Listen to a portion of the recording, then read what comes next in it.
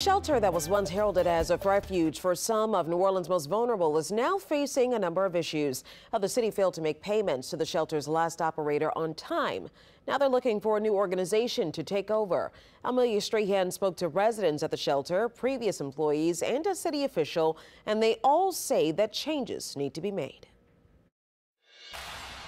When I first got here, it was a shock. Jecques worked as a security guard at the New Orleans Low Barrier Shelter for 5 months. Seeing people on drugs, seeing people have seizures and overdose and needles on the ground everywhere. From vermin infestation to drug needles, he says conditions on the inside were disturbing. Rats would just routinely crawl everywhere, and yeah, it was a big problem. Then they got on the third floor, of course, where everybody stayed at, and it was just, they was living there too.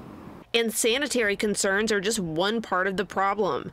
As our partners at NOLA.com dug into the issue, they found that Mayor LaToya Cantrell's administration was late issuing payments to the shelter's former operator, Start Corp. We should not be a city that doesn't pay our bills. Something Councilmember Leslie Harris says is not exclusive to the Low Barrier Shelter. The departments themselves need to untangle and figure out the delays in payment and why payments aren't being made. It's not only in the instance of Start Corporation, but for example, our contractors who work on our streets, they need to be paid on time and in the proper amounts. Now, with a history of late payments, the city is on the hunt for a new operator, increasing funding availability for the shelter from $3 million to $4 million, with some room to move up if needed. Certainly in this case, the amount of money is flexible, so if a qualified company comes in and says, we need $4.5 million.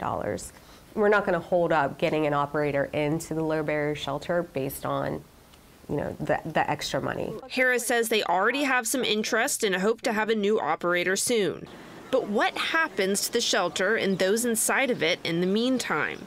The city's homeless czar, Nathaniel Fields, is taking on the bulk of the work for now. It's unfair, quite frankly, to ask Nate to do this work, and that's why it's so important that we push out this NOFA quickly, that we get some applicants. And when the new operator comes in, Jacques says he hopes they can bring new opportunities to the people who need it most.